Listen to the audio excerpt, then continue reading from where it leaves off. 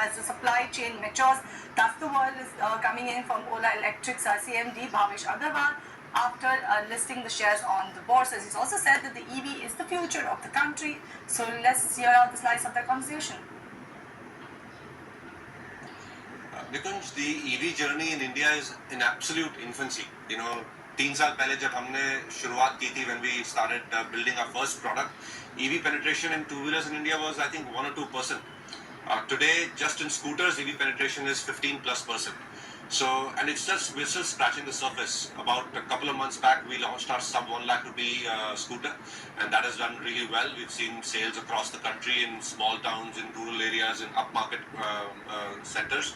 So we feel there is a lot of potential for electrification of all automotive in India.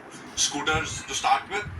We have been clear that we are going to build bikes, and I'm smiling, as you can see. I'm very excited to share soon enough with people what kind of bikes we have lined up.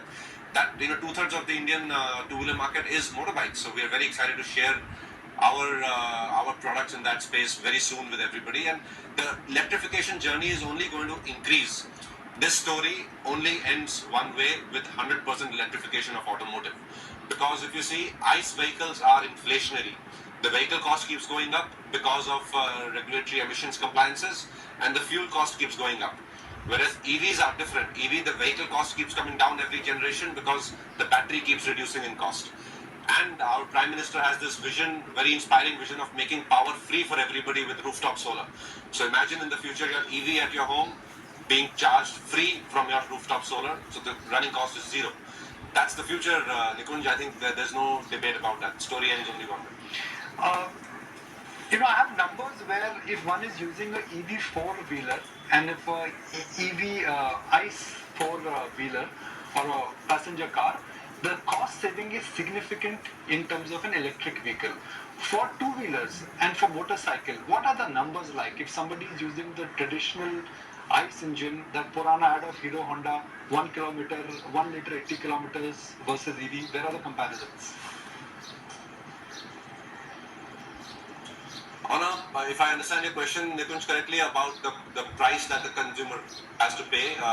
For two-wheelers, the ICE price for the same category of vehicle and the EV for the same category of vehicle is actually now the same.